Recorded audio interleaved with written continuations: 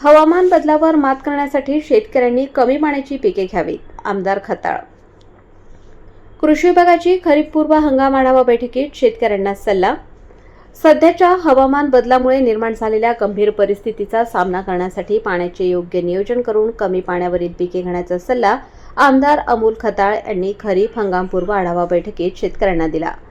यशवंतराव चव्हाण प्रशासकीय भवनातील सभागृहात कृषी विभागाच्या वतीने खरीप हंगामपूर्व नियोजन आढावा बैठकीचे आयोजन करण्यात आले होते. या बैठकीला मार्गदर्शन करताना आमदार खताळ बोलत होते. यावेळी व्यासपीठावर संगमनेर उपविभागाचे उपविभागीय अधिकारी अरुण उंडे, तहसीलदार धीरज मांजरे, उपविभागीय कृषी अधिकारी अक्षय गोसावी, गटविकास अधिकारी प्रवीण सिनारे, तालुका कृषी अधिकारी श्रीमती रजा बोडके, सहाय्यक वनसंरक्षक अमरजित पवार, शिवसेनेचे जिल्हा संघटक विठ्ठल घोरपडे, शहर प्रमुख विनोद सूर्यवंशी, भाजप तालुका अध्यक्ष श्रीकांत गोमासे, गुलाब भोसले, भाजप किसान मोर्चा प्रदेश सरचिटणीस रवींद्र थोरात, वडगाव, पान सरपंच श्रीनाथ थोरात, निमतचे प्रगतशील शेतकरी संतोष डोंगरे, अशोक कानवडे यांच्यासह अनेक मान्यवर उपस्थित होते. आमदार अमोल खताळ म्हणाले की दरवर्षी प्रत्येक विभागाच्या बैठकीत घेतल्या जात असतात, मात्र त्या फक्त कागदावर घेतल्या जातात. परंतु त्या केवळ बैठका कागदोपत्री न राहता त्या बैठकीमध्ये झालेल्या निर्णयांची प्रत्यक्ष अंमलबजावणी होणे आवश्यक आहे. या बदलत्या हवामानाचे संकट फक्त महाराष्ट्राच्या समोर नव्हे तर संपूर्ण जगासमोर उभे ठाकले आहे. त्यामुळे पाण्याचे दीर्घकालीन नियोजन करून शेतीमध्ये बदल स्वीकारणे गरजेचे असल्याचे सांगत आमदार खताळ म्हणाले की शेतकऱ्यांनी पारंपरिक शेती पद्धतीसोबत आधुनिक तंत्रज्ञान, कमी पाण्यात येणारी पिके आणि पर्यायी शेती पद्धती स्वीकाराव्यात असे आवाहन त्यांनी केले. प्रगतशील शेतकऱ्यांचे अनुभव इतर शेतकऱ्यांपर्यंत पोहोचवण्याची आवश्यकता असल्याचेही त्यांनी सांगितले. आमदार खताळ यांनी यावेळी सांगितले, कृषी विभागाच्या अधिकाऱ्यांनी थेट शेतकऱ्यांच्या बांधावर जाऊन मार्गदर्शन करावे. बियाणे, खते आणि कृषी औषधांचा कृत्रिम तुटवडा निर्माण होणार नाही याची काळजी घ्यावी. कृषी विभागाच्या अधिकाऱ्यांनी कुठल्याही राजकीय दबावाला बळी न पडता नकली बियाणे विक्री करणाऱ्या कृषी सेवा केंद्रांवर तसेच खत विक्रेत्यांवर कठोर कारवाई करावी.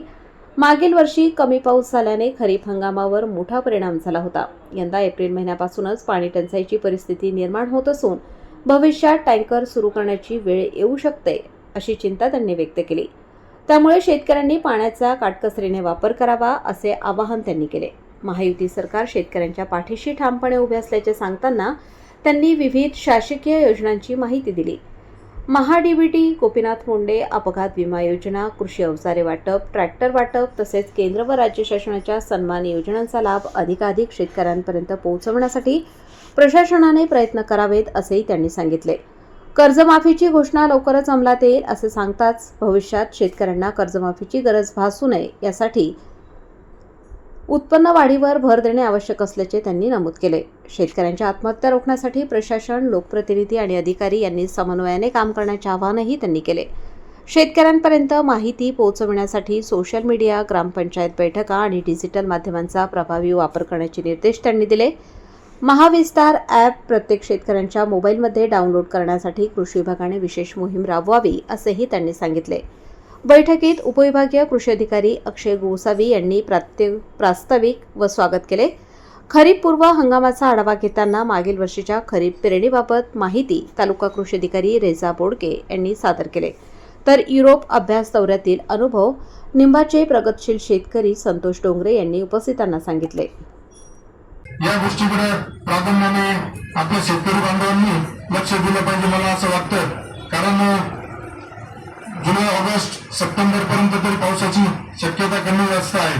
आणि जे आता महाविस्तार या ऍप जे आहे तर या ऍपचं सुद्धा सगळ्या आपल्या शेतकरी बांधवांनी, आपल्या महायुतीचे पदाधिकारी जे आहेत उपस्थित, त्यांना सगळ्यांना मी आवाहन करेल की आपण हे महाविस्तार या ऍप जे आहे हे प्रत्येकाच्या मोबाईलमध्ये आपण स्वतः ग्रामीण भागातल्या कार्यकर्त्यांनी बसल्यानंतर कृषी विभाग असेल सगळ्याच अधिकारी कर्मचाऱ्यांनी त्या शेतकऱ्यांमध्ये डाउनलोड करून, आता मला वाटत नाही की असं कोणी ग्रामीण भागातून शेतकरी कोणीच राहिला नाही की ज्याच्याकडे अँड्रॉइड मोबाईल नाही. फक्त त्याच्यापर्यंत आपल्याला पोहोचणं गरजेचं आहे आणि हे पोहोचल्यानंतर निश्चित त्याचा फायदा होईल असं मला वाटतं. आता त्या बाबतीत शेतकऱ्यांच्या बाबतीत आता मुख्यमंत्री साहेब, उपमुख्यमंत्री आदरणीय एकनाथजी शिंदे साहेब, पालकमंत्री आपले नंबर राधाकृष्ण विखे पाटील साहेब हे सारखे आपल्याकडून आढावा घेत असतात. आणि आम्ही सुद्धा त्या दृष्टीने त्यांना हे करत असतो. आता या बाबतीत कृषी विभागाने दरवर्षी प्रत्येक आढाव्याला याच सूचना येत असतात. बी बियाणांच्या बाबतीत औषध कंपन्या हे लिंकिंगचा जो प्रकार आहे याच्यात थोडं तुम्हाला लक्ष द्यावं लागेल, कारण शेतकऱ्यांचं मेन म्हणणं असते का दुकानदार आम्हाला दुसरी वस्तू घ्यायला आग्रह धरतात, त्याच्यामुळं कुठंतरी हे होतं. आणि दुकानदारांचं म्हणणं आहे का आम्हाला वरतून कंपन्या सांगतात. तर यामध्ये आपल्याला शेतकऱ्यांच्या बाजूने शेतकऱ्यांच्या हितासाठी काम केलं पाहिजे असं मला वाटतं. कोणत्याही परिस्थितीत काळाबाजार होणार नाही याची खबरदारी सगळ्यांनी घ्या. आणि उन्हामध्ये जेव्हा सूर्य वाटप होतं तर दुकानदारांना सांगून काही त्याच्यामध्ये टोकन सिस्टीम किंवा काही गोष्टी करता आल्या तर बघा, नाही तर लोक 4-4, 5-5 तास त्या दुकानाच्या बाहेर लाईनीत उभं राहतात, कारण तो वेळ कमी असतो. त्यामुळे त्या बाबतीत सुद्धा तुम्ही काळजी घ्यावा असं मला वाटतं. बँकांच्या बाबतीत सुद्धा शेतकऱ्यांना पीक कर्ज देताना कुठे अडचणी येत असेल तर त्या अडचणी कृषी अधिकारी असेल, प्रांत अधिकारी, तहसीलदार किंवा आमच्यापर्यंत आपण कळवल्यास निश्चित आम्ही त्या बँकांना सूचना करू तर कुठल्याही प्रकारे शेतकऱ्यांना पीक कर्ज घेताना अडवणूक होणार नाही यासाठी आपल्याला प्रयत्न करायचा आहे. आता याच्यामध्ये तुम्ही ज्यावेळेस आपल्याकडे खताची उपलब्धता होती तर मला असं वाटतं की आपल्या गावागावामध्ये जर तुम्ही प्रत्येक तुमचे कृषी अधिकारी सोशल मीडियावर गावातल्या ग्रुपला आहेत ती युरिया असेल, बी बियाणं असेल याची उपलब्धता याची 2 दिवस आधी सोशल मीडियाच्या माध्यमातून सुद्धा तुम्ही सांगत चला. जे नकली बियाणं खतं येत आहे याच्यावरती कारवाई झाली पाहिजे.